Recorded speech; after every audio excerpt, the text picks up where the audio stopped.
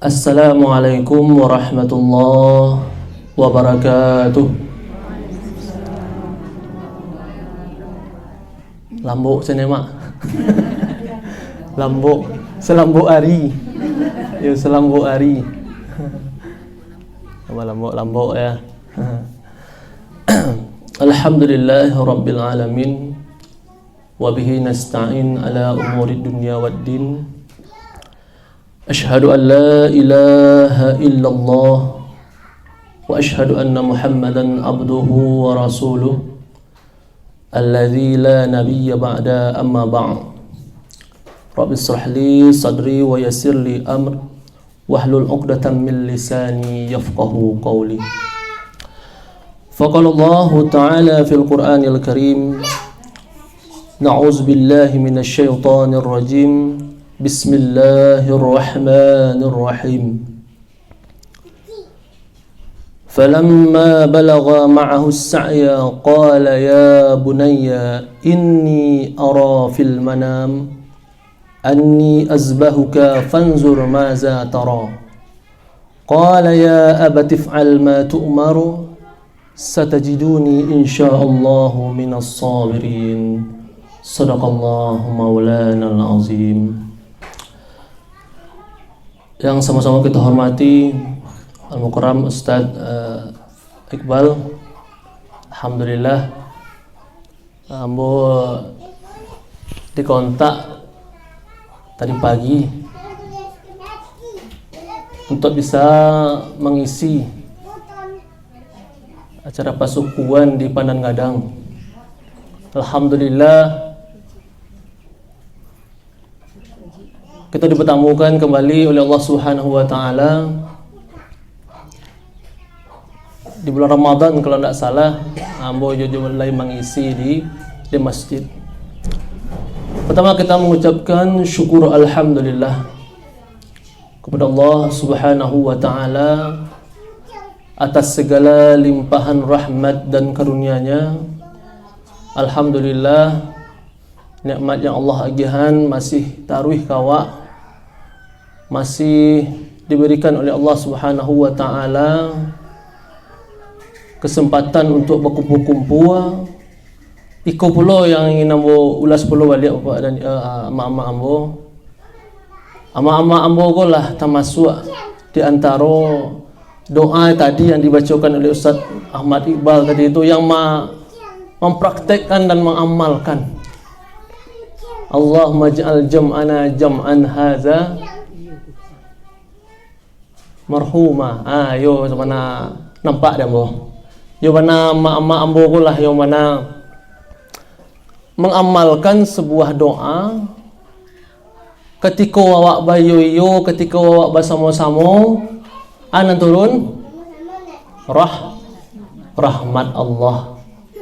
Rahmat Allah yang turun ketika awak lah bayo. Sebaliaknya, apa baliaknya? Kalau baca rai-barai awak anan terjadi laknat Allah Subhanahu wa taala. Banyak hal yang positif yang bisa awak dapatkan ketika awak bayu goma. Banyak hal yang positif. Saindaknya bapak dan ama-ama ambo, baban kehidupan awak ko bisa awak bagi jo keluarga awak. Ada permasalahan baik kehidupan di rumah tangga, baik ekonomi, baik sosial, itu mana kini yang menjadikan orang tu banyak stres, stroke, stop selesai. Ya doh. Awak pasti akan diuji oleh Allah Ta'ala. Selama awak go hidup kau pasti ujian gua aduh sen. Ndak ama-ama ke doh. Ustaz pun seluruhnya dapat ujian. Di kecilan pula orang nampak yang kayu tu lah kalau ama-ama nampak mengabarita orang nomor 1 je paknya di Indonesia kayunya tertangkuk masuk dalam penjara manganya sagu bayanganlah ama-ama amor lain yang kurang tu Kalau patabang saya terbali no rara ko tu nang kurang inyo le tu bayanglah pada ujiannya tu. Jadi tingkat stres awak kau sebenarnya sama Pak dan Ibu no. Jadi dikecil lo ya lasuah jadi orang kaya. Aduh lo ujiannya lebih daripada itu. Sama aja awak. Itulah ketika awak berkumpul-kumpul Pak dan Ibu. Alhamdulillah ada jalan kedua. Mudah-mudahan dirahmati oleh Allah Subhanahu wa taala dan terus berlanjut. Kok ada apapun yang terjadi bisa dikomunikasikan dan dimusyawarahkan. Kemudian salawat berserta salam semoga selalu disampaikan kepada arwah junjungan Nabi besar Muhammad sallallahu alaihi wasallam. Senantiasalah kita selalu berselawat kepada baginda Nabi besar Muhammad sallallahu alaihi wasallam. Mudah-mudahan kita terjauh dari orang yang paling kikir, kata Rasulullah, adalah orang nampak malih membaca salawat. Orang yang paling kikir, orang pelit di dunia ko adalah orang nampak yang pamalih bersalawat. Padahal kalau awak bayangkan, kalau ndak sampailah Islam kemari entahlah agama awak gini ko lihat bayang mama ndak tentu doh entah apalah agama awak gini tu Kalau jalih nanti posisi awak kalau nak masuk Islam kemari termasuklah awak orang kafir. Kalau kafir nanti di neraka. Ama-ama hadirin dan hadirat yang dirahmati oleh Allah Subhanahu wa taala, sesuai tema yang disampaikan kepada ambo, di awaklah masuk kini ke 1 Zulhijjah. Jadi yang selama go bapak dan ibu, awak mencaliak bulan apa kira-kira weh. Mungkin amak-amak wah uni-uni kamu pasti bisa nampak je mata kepala sendiri mah.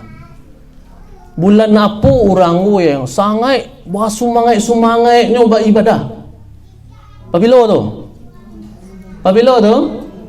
Ramadan. Iya tu Ramadan, sepakat tak tu? Malam pertama Ramadan tu yang tak biasa sembahyang. Nan tak biasa ke surau? Yang tak biasa solat subuh? Duduk di sahmuko. Di mana? Duduk di sahmuko. Tu bayangkan Bapak dan Ibu, begitu magnet daya tarik Ramadan tu orang hendak sembahyang, orang jarang ke surau tiba di surau. Itu berkat tu Bapak dan Ibu. Itulah berkat buya-buya awak, khatib awak, mubalik awak yang menyampaikan begitulah keagungan bulan Ramadan. Sudah tu Pak. Lah bayi Ramadan. Banyak. Lah bayi lo juga. Bayi lo juga.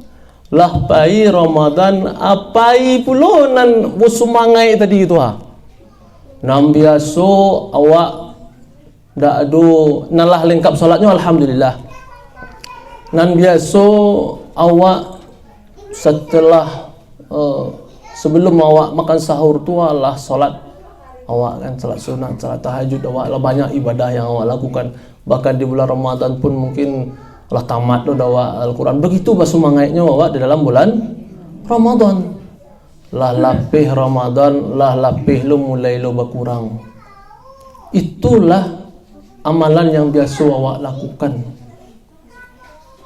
Nah, ternyata Bapak dan Ibu, ternyata bulan yang istimewa selain bulan Ramadan tu ternyata Bapak dan Ibu yang juga dilipat gandakan oleh Allah Subhanahu wa taala beramal di dalamnya, yaitu di bulan Zulhijjah.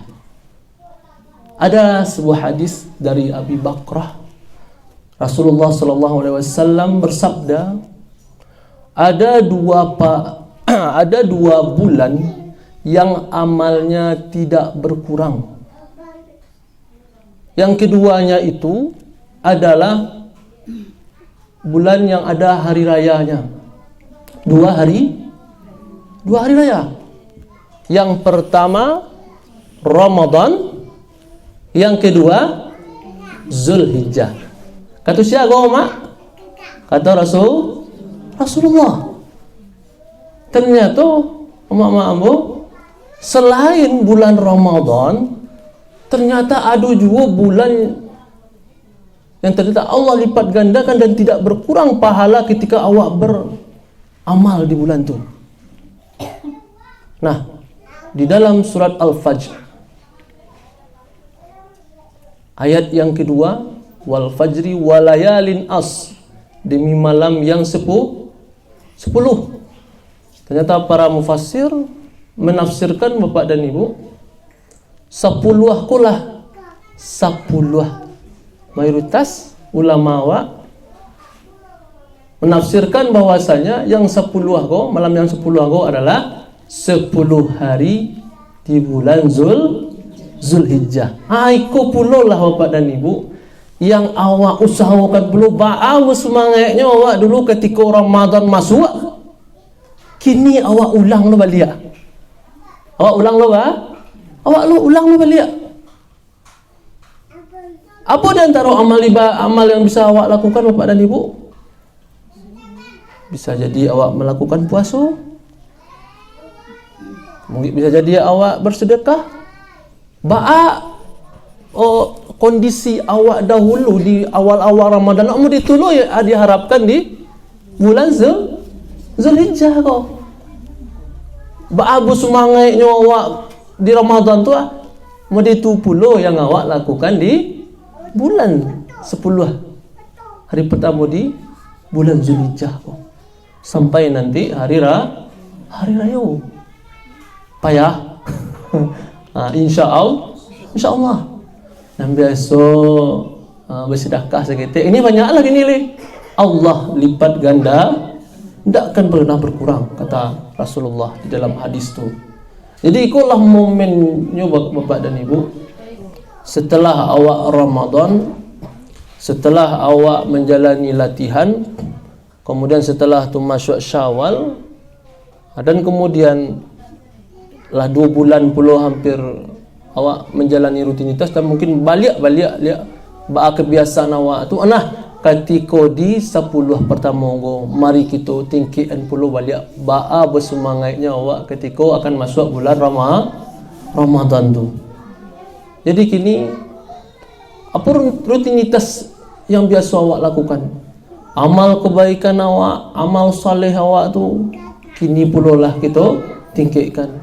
Yang biasanya awak berlomba-lomba untuk mengkhatamkan Al-Quran, untuk menamatkan bacaan Al-Quran, untuk melaksanakan salat sunnah, untuk berbuat amal kebaikan meskipun kecil, tidak ada masalah. Kita laku, mudah-mudahan di sisi Allah Subhanahu wa taala dilipat gandakan. Ikulah amalan-amalan yang bisa kita lakukan dan berharap kita di sisi Allah Subhanahu wa taala dilipat gandakan. Meskipun kita kan apa yang disampaikan di bulan Ramadan, jangan hitung-hitung. Jangan pernah hitung-hitung kebaikan. Karena ada tahu roh. Ada tahunya bisa jadi ada roh.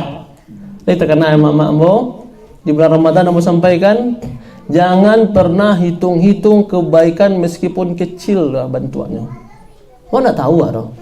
Bila mau sampaikan. Imam Al-Ghazali saja ketika kawannya bermimpi juinya ketika nyala meninggal, dengan apa engkau dimasukkan Allah ke dalam surga?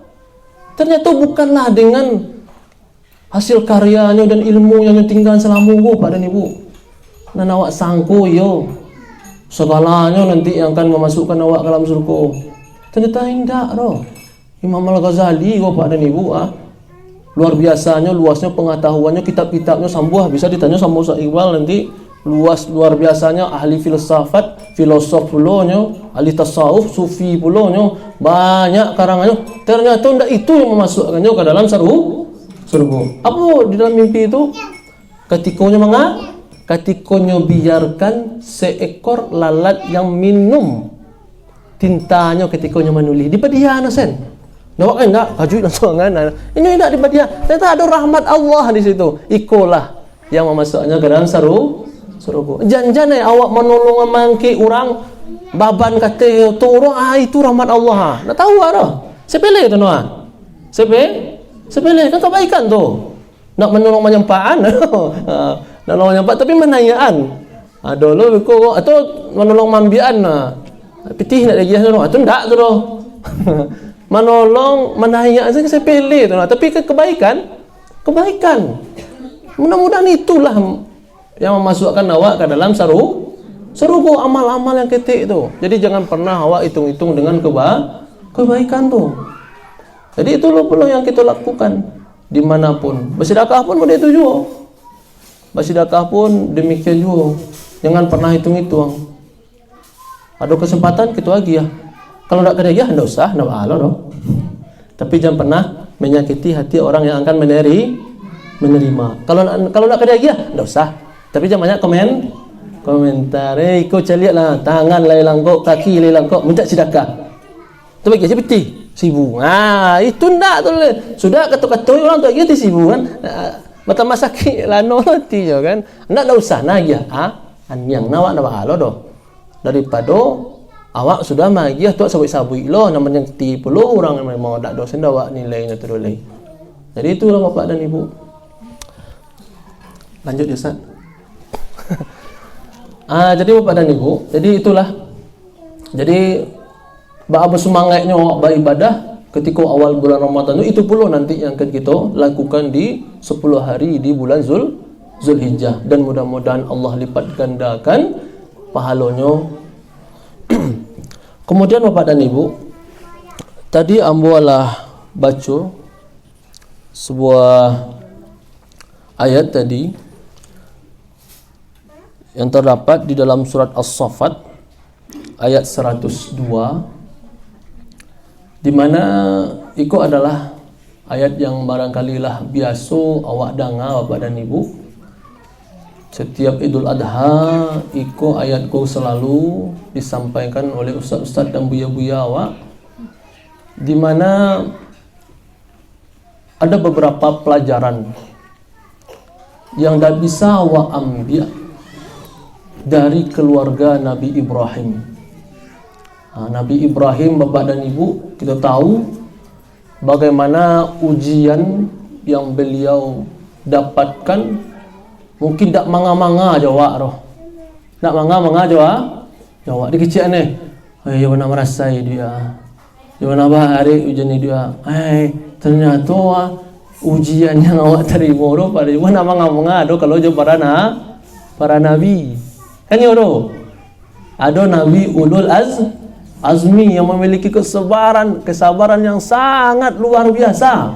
Tak manga-manga ujiannya daripada awak roh.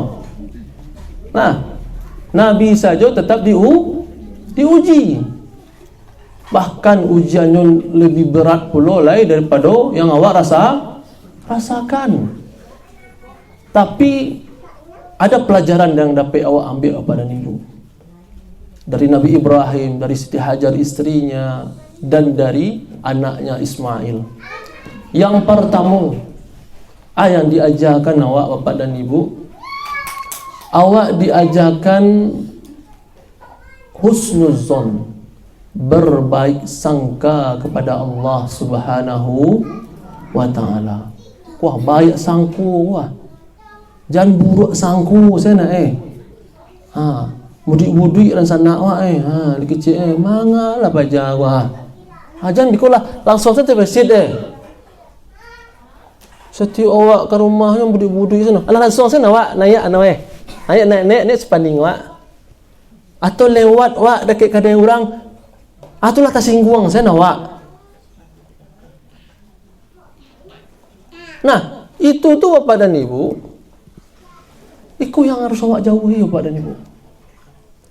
Kini bawa ya sangko wak kepada apapun yang terjadi di awak. Awak tidak tahu, awak masih menduga-duga.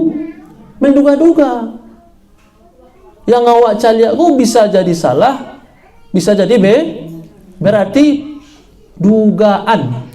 Kalau dugaan berarti alun pas. Jadi mangalo kau awak menalo. Di situlah awak dilatih untuk berbaik sangko tu. Apapun yang nampak, apapun yang didengar di awak, sangko bahagia salah awak dulu. Sangko bahagia. Bagaimana ujiannya terhadap Nabi Ibrahim? Tak pernah pula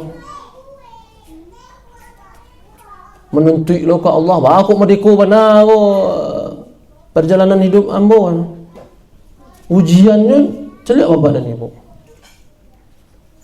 Ketika remaja, beliau juga pernah dilempar ke dalam api, tapi tidak terbakar. Beliau rasakan demikian. Beliau pun yang lainnya apa lagi ujian bapak dan ibu?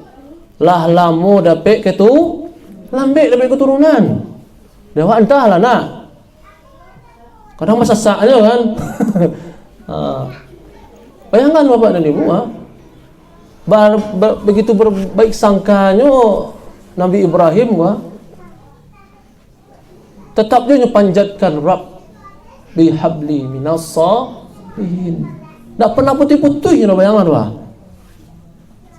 lebih kurang lebih 80 tahun beliau menunggu kedatangan seorang anak bayi, sekian tahun mungkin ya 10 tahun sih mungkin lah kan disasaan kan. Tapi coba lihat Nabi Ibrahim. Nah, tapi masih berbaik sangka kepada Allah. Alhamdulillah dapat anak. Allah sudah tulis perintah. Konya perintah yang terdapat dalam surat As-Saffat tadi itu. Disuruh untuk apa? Menyembelih. Bayangkanlah tu. Ambo pernah mengajukan pertanyaan ke anak murid ambo, bapak dan ibu, sehubungan dengan mimpi ko. Mimpi ko, ajak ambo pertanyaan ke anak murid ambo. Kalau bermimpi apa kata jago na pagi itu cari apa bermimpi menabi awak kini kawak lakukan kerja bukan nak murid boy. Pernah awak juga nak badan ibu kalau seandainya bermimpi apa awak ini mimpi menabi awak dari Allah kawak lakukan. Banyak nak menjawab apa ibu kabur. Nak bulan-bulan. Apa ibu tu? Itu jawab dari anak-anak yang seusia remaja ditanya seperti itu jawabnya tu. Mungkin lo fikiran apa kilo kan? Pasti seperti itulah gambarannya lah. Tapi tidak stres. Itulah ujian dari yang dihadapi oleh Nabi Ibrahim bapak dan ibu tu. Anak yang lama ditunggu-tunggu, setelah tu diperintahkan menyembelih baralah bari tu. Serang awak sih mungkin ama-amamu kan sebagai seorang istri bermimpi suami pasti apa yang akan awak lakukan? Gimana mimpi dah entah aku mimpi dari setan kan pasti tu. Perlu dibawa lu mungkin udah ruqyah lah udah. Ya tak? Iyo ruqyah lah udah lah apa suruh nama Nabi anak surah tapi indah bapak dan ibu. Bayangkanlah di situasi Nabi Ibrahim dulu tu dengan ikhlasnya merelakan untuk menyembelih anaknya. Begitu banyak ujian yang didapat oleh Nabi Ibrahim. Nah, begitu juga bapak dan ibu dari sialai dari Siti Hajar. Berbaik sangkonya Siti Hajar ketika inyolah dibawa keluar dari Palestina, ditinggal di padang yang dengan sedikit makanan dan sedikit air. Ditinggal itu oleh babangnya udah pak ibu lah sudah tiba di padang tandus tu dapat perintah untuk meninggalkan tu alai ditinggalkan begitu saja, kemudian disoraan. Apakah kau adalah Tuhan kau yang memerintahkan? Kata Siti Hajar. Iyo, kalau seandainya Tuhan engkau, insya Allah Allah tidak akan menelantar. Mau itu banyak apa ibu? Tapi kalau awak gini apa ibu? Dibawa udah kan, bawa lo anak kita kan, tinggal di hutan, di hutan ditinggal di hutan di Gunung Singgalang atau Jalan Kano, tu tinggal soalnya. Lihat pak, anak kau sabui, anak kau sabui. Allah terbayang kan? Tapi di Siti Hajar tidak baik sangka. Entahlah kari sabui kalau seandainya awak di posisi Siti Hajar tu. Tapi indah di Siti Hajar dulu. Baik sangka kepada Allah Subhanahu wa taala. Ismail pun mau dituju Pak dan Ibu. Juga diajarkan awak untuk berbaik sangka. Nah, ambo sampaikan tadi. Ketika bapak yang bermimpi, nyajak untuk ditanya, nak langsung didabiah sana Pak dan Ibu. Langsung kan ditanya. Bahwasanya aku tadi malam bermimpi, ana azbahu saya menyembelihmu. Bahwa menurut pendapat engkau, panzur maza tara. Apa kata Nabi Ismail? Lakukanlah, bayanganlah tu. Anak seusia itu apa mimpi? Lakukanlah Pak. Kalau dah nak awak tadi kabur. Kabur katanya. Tapi itulah baik sangkanya Nabi Ismail alaihissalam.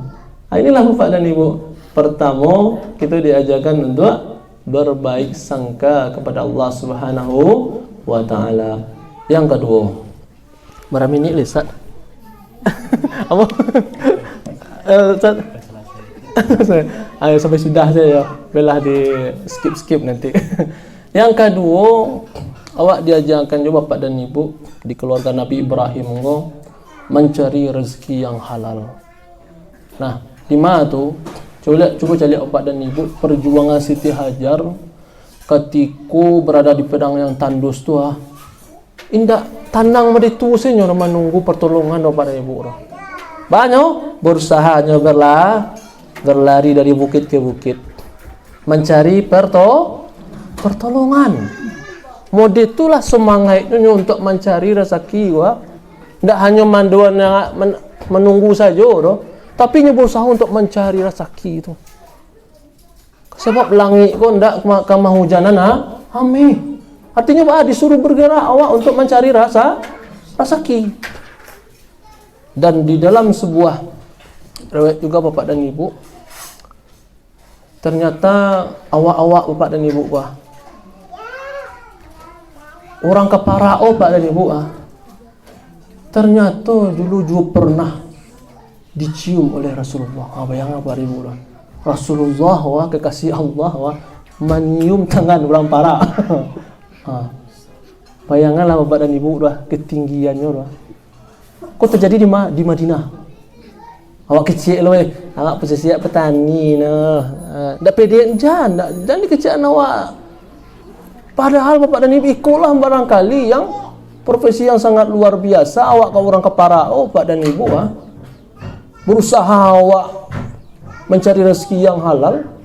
Ikutlah yang ketika Rasulullah itu di Madinah, beliau bertemu dengan salah seorang sahabat, Sa'ad bin Mu'az namanya. Serang mangano, serang mancangku. Serang pahara ya Bapak dan Ibu.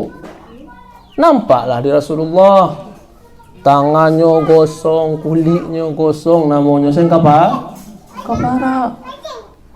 Ditanya oleh Rasulullah, "Apa tangan kau bisa melepuh madeku, wahai Sa'ad bin Mu'az?" Keceknya, "Ambo menggunakan cangkul tu, ambo menggunakan peralatan tu untuk mencari rezeki untuk istri dan anak ambo."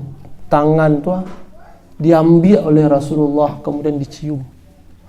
Apa kata Rasulullah? "Ikulah tangan yang tidak pernah dijilat oleh api neraka." Luar biasa Pak Ibu. Daripada maliam. Bayangkan orang yang bersungguh-sungguh keparao Pak dan Ibu begitulah perlakuan Rasulullah kepadanya. Begitu bersemangatnya mencari rezeki. Jadi rezeki awak Bapak dan Ibu itu berusaha bersemangat bergeraknya awak ternyata itu mendapat posisi yang luar biasa dari Rasulullah dicium tangan oleh Rasulullah sambil dikecian ikulah tangan yang akan tidak dijilat oleh api neraka. Artinya masuk seru. Beruntung awak Bapak dan Ibu. Beruntung awak Bapak dan Ibu. Awak lagi berusaha mencari rezeki yang halal. Rezeki nambah ya.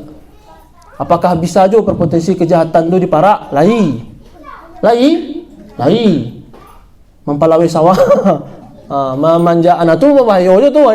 Itu nangka mengabuai itu tu. Itu tidak sampai tu. Malah luang ngalih orang tanpa sepengetahuannya nak muah tu doh. Mambiak ngalih orang tanpa sepengetahuannya nak muah tu doh. Tu lama campur-campur kau halal haram tu nak muah tu doh. Dah muah doh.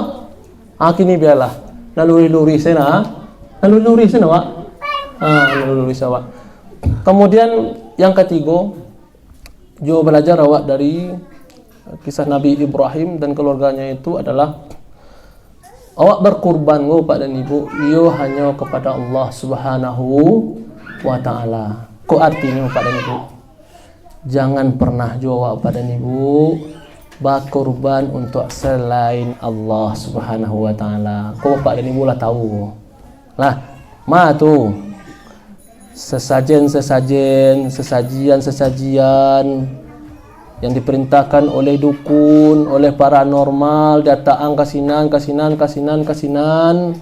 itu sudah berbau syirik tu. Aku pernah berkorban untuk siapa? Untuk Allah saja. Menyembelih itu menyembelih untuk Allah, bukan untuk makhluk lain. Ketika awak sembelih untuk makhluk lain, itu artinya awak lebih memuliakan inyo daripada awak. Padahal awak adalah makhluk yang sempurna. Awak adalah makhluk yang terbaik Pak dan Ibu. Dibandingkan makhluk-makhluk yang lain yang diciptakan oleh Allah tu, awak yang lebih terbaik. Cukup dah awak akal nafsu gue, jasad fisik gue doa. Cukup dah awak dibandingkan makhluk yang lain. Dia agihan ke pohon, ana tentu di pohon. Dia agihan ke batu, ana tentu di batu. Ya nak? Dia agihan ke kuburan, ana tentu di kuburan. Hai maksud tu. Jadi kalau ada hal-hal demikian awak mudah-mudahanlah terjauh hal demikian. Jadi berkurban untuk siapa? Menyembelihlah untuk siapa? Termasuk menyembelih ayam apa? Menyembelih ayam, ada pengobatan dan segala macam ni. Ancak ditelusuri mana dulu. Awak takut kan no? Jangan ikut dipersembahkan kepada selain Allah. Karena sebab ya kalau jin ni ada juga kontraknya. Ada pula supaya lebih ada matu air. Kamu pernah aja dengar aku. Supaya matu air aku taruh kedua didarahilah agak sakit.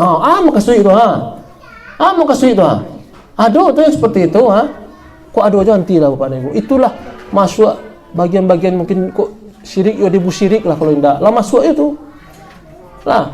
Jadi itu adulah yang seperti itu mendarah itu mandabiah itu bukanlah untuk Allah. Itu artinya Pak berarti awak lebih memuliakan makhluk lain tuh. Jadi itu berkurban hanya kepada Allah. Yang terakhir Bapak dan Ibu, pelajarannya adalah pendidikan dari seorang bapak kepada anak, bagaimana cara bermusyawarah. Itu luar biasa Pak dan Ibu. Itulah yang mudah-mudahan bisa awak terapkan di tengah keluarga awak. Seberapa dekat awak dengan anak awak? Jangan dakiknya ketika minta piti. Lagi ketika minta piti. Kalau nak ada minta piti, nak ada semua jawab ada.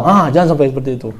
Nah, jangan dakik awak jangan nak ketika nya minta tapi ditanya jual lah nyo. Didakik jual lah nyo. Nak muah nama dakik awak menakik. Ya mana ada ajak musyawarah macam ngicik no ditanya no. Masalahnya. Awak kan yo lah sibuk lah sibuk nang kepara, lah sibuk mengalih, lah sibuk tapi saya tidak no. Ado jo komunikasi tadi itu. Ketika Nabi Ibrahim minta pendapat kalau seandainya kan bisa saja didabiah tu kan. Jago dulu dah sudah didabiah. Kan bisa saja tu no kan. Tapi indah Nabi Ibrahim ajak musyawarah. Apa tadi malam mimpi ya mana pendapat engkau? Kamu musyawarah tu. Lakukanlah. Kalau ikut memang diperintahkan. Itulah Bapak dan Ibu pelajaran yang dapat kita petik dari kisah Nabi Ibrahim. Barangkali dari Ambo cukup sekian. Mohon maaf atas segala kekurangan. Billahi taufiq wa hidayah. Assalamualaikum warahmatullahi wabarakatuh.